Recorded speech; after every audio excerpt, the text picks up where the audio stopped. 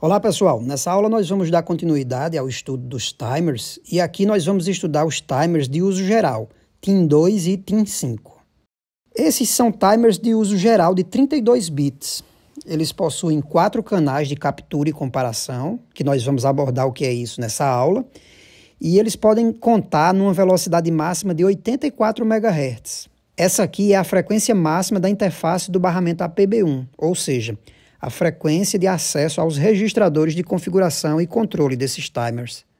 Esses timers são baseados em um contador crescente e decrescente. Depois de habilitado, o timer conta continuamente até que seja desabilitado. O processo de contagem reinicia automaticamente quando o contador chega a zero, no modo de contagem decrescente, ou quando atinge um valor limite máximo definido pelo registrador Auto Reload Register, ARR, no modo de contagem crescente. O registrador de recarga automática, ARR, possui pré-carregamento. Escrever ou ler nesse registrador acessa, na verdade, o registrador de pré-carregamento.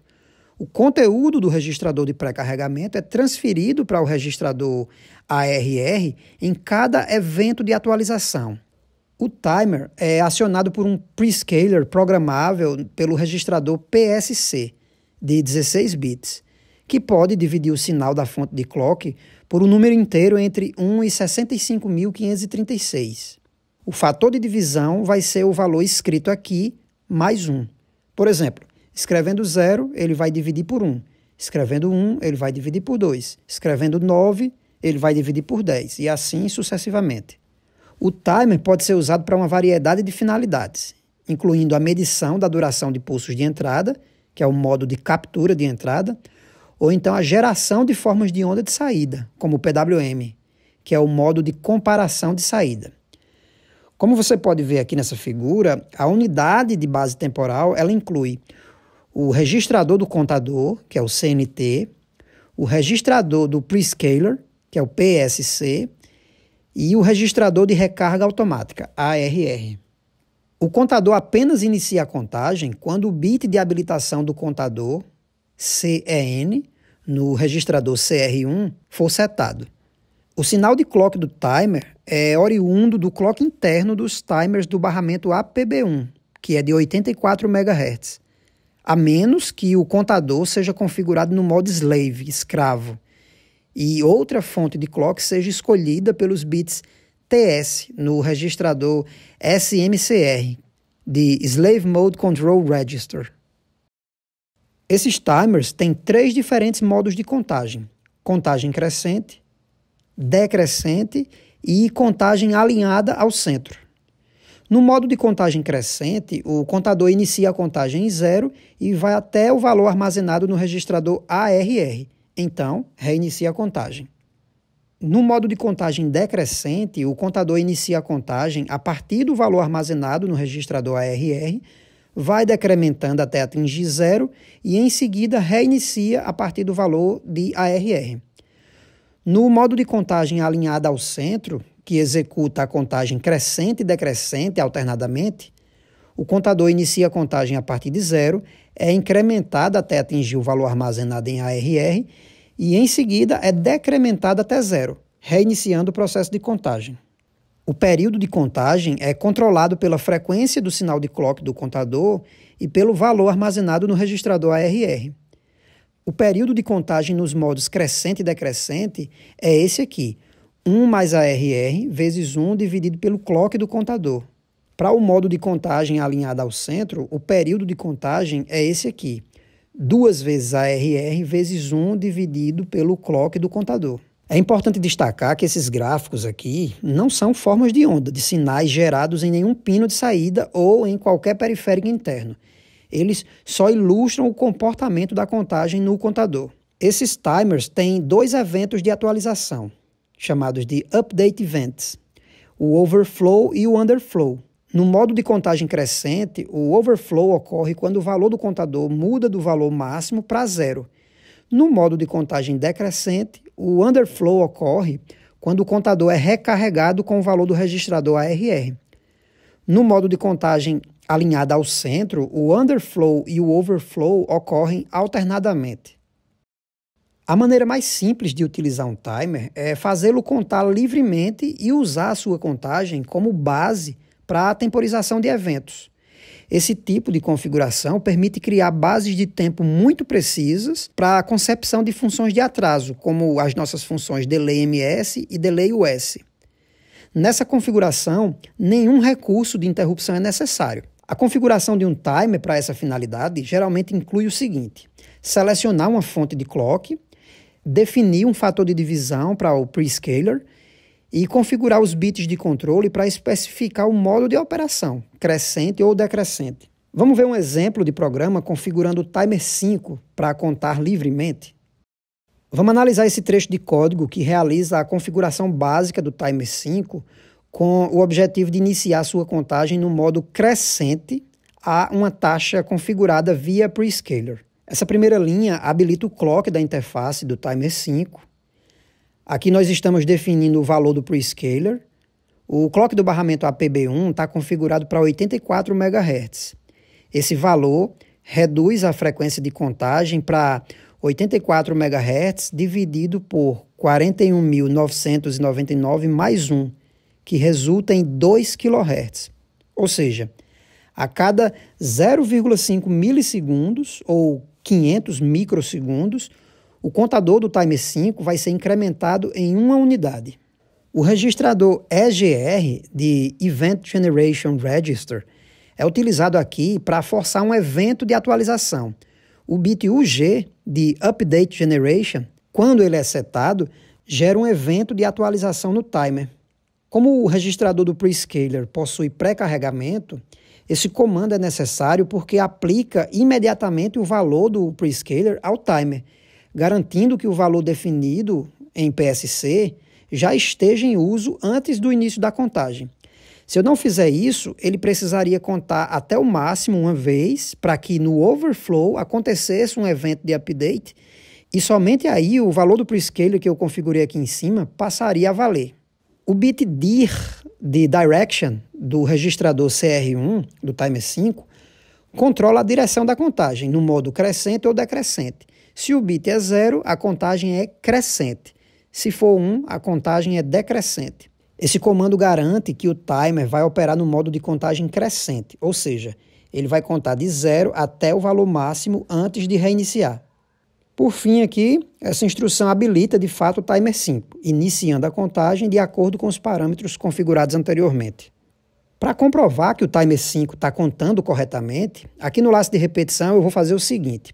Inicialmente eu estou zerando o registrador de contagem do timer, o CNT. Em seguida eu estou esperando 1 segundo e após esse atraso eu leio o registrador de contagem do timer 5 e imprimo o valor lido. Como eu sei que passou 1 segundo desde o momento que eu zerei a contagem e também sei que o contador incrementa a cada 500 microsegundos ou meio milissegundo, que foi o que eu configurei no prescaler, é esperado que o valor final aqui do timer 5 seja de 2000. Então vamos compilar, gravar e ver o resultado no Termite. Tá aqui, ó, o valor do registrador de contagem do timer 5 é realmente 2000, conforme esperado. Vamos fazer outro teste, vamos aguardar apenas 50 milissegundos. Então, o valor do timer 5, ao final desse período, deve ser de 100. Compilando e gravando, o resultado é esse aqui. Imprimindo 100, conforme esperado. Esse tipo de configuração é muito útil para criar temporizações personalizadas, medir intervalos de tempo com precisão ou gerar eventos periódicos. Um exemplo disso são as próprias funções delay da biblioteca utility. Quando nós chamamos a função utility-init, ela chama uma função chamada tim2setup. A função tim2setup configura o timer 2 como uma base de tempo de 1 microsegundo, quer dizer, o incremento da contagem ocorre a cada 1 microsegundo.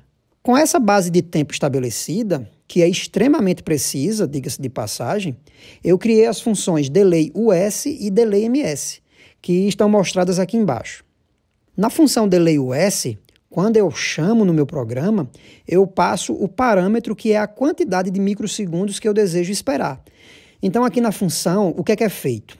ele zera o contador do timer e depois fica só aqui, enquanto o valor do contador, que vai incrementando a cada microsegundo, não chega no valor que eu passei como parâmetro.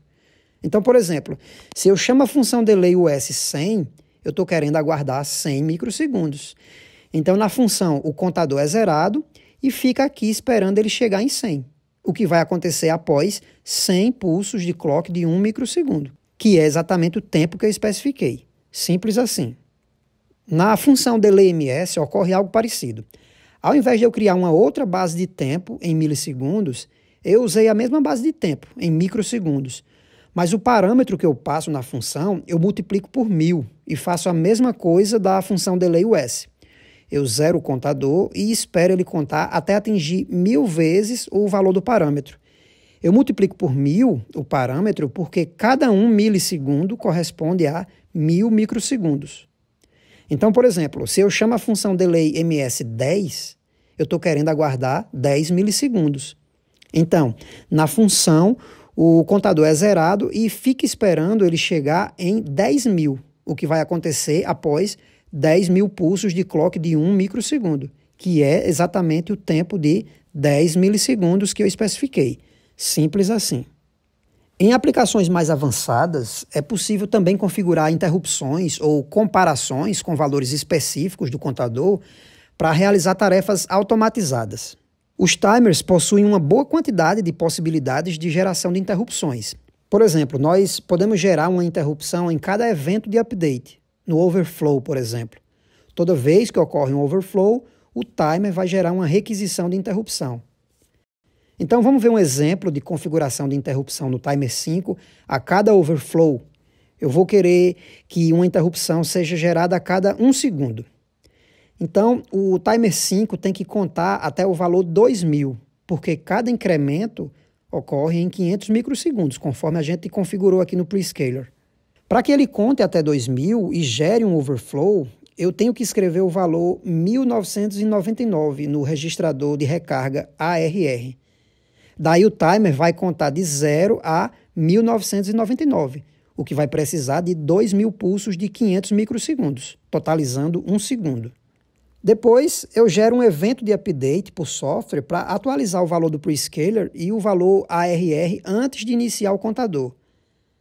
Antes de iniciar a contagem, eu também devo habilitar a interrupção por evento de update, overflow no caso, setando o bit UIE, de Update Interrupt Enable, no registrador DIER, que habilita os vários tipos de interrupção no timer. Eu também devo habilitar a interrupção do timer 5 no controlador NVIC. E, por fim, eu ligo o timer para começar a contagem. No laço de repetição, eu não vou fazer nada agora, mas eu poderia ter outra tarefa sendo executada aqui enquanto o timer conta. Na ISR do timer 5, aqui embaixo, assim que eu entro nela, eu limpo o bit de pendência da interrupção, UIF, no registrador de status, SR, e em seguida eu faço um print, dizendo que ocorreu a interrupção. Agora, compilando e gravando, esse é o resultado. Aqui, periodicamente, ocorre a impressão do texto que está na ISR do timer 5, mostrando que está sendo gerada uma interrupção a cada 1 segundo, comprovando o funcionamento do timer e da interrupção. Para configurar uma interrupção do timer 5 pelo CubeMX, nós vimos aqui na categoria Timers, selecionamos TIM5 e aqui na aba de configurações, marcamos a caixa para o timer usar o clock interno. Indicamos o valor do Prescaler, selecionamos o modo de contagem como up, crescente, indicamos o valor do registrador ARR, que limita a contagem, e na aba NVIC Settings, nós habilitamos a interrupção do timer no NVIC. Agora salvamos e voltamos ao código. Aqui no código, nós iniciamos a contagem do timer para gerar interrupções com a função HowTimBaseStartIt. O CubeDE cria automaticamente a ISR do timer 5, que é a TIM5 IRQ Handler, e dentro dela, ela trata o evento, limpa a flag de interrupção e chama a função HowTimPeriodElapsedCallback. Essa função é um ponto de entrada único para qualquer interrupção por estouro de qualquer timer. Por isso, nela nós fazemos esse teste if para verificar se o estouro foi do timer 5. Para esse caso específico, vai ser porque só tem essa interrupção habilitada. Então, nessa função, basta escrever o que nós queremos que seja executado periodicamente. No caso, eu vou só imprimir que ocorreu a interrupção por estouro do timer. Compilando e gravando esse código, o resultado é o mesmo. Na próxima e última aula sobre timers, nós vamos ver dois recursos importantes para os sistemas embarcados. O recurso de comparação, que nos permite gerar formas de onda como PWM, de maneira automática, e o recurso de saídas de disparo, quando um timer pode gatilhar automaticamente a operação de outro periférico, como, por exemplo, iniciar uma conversão no conversor ADC ou DAC. Por isso, nós encerramos essa aula por aqui e até mais.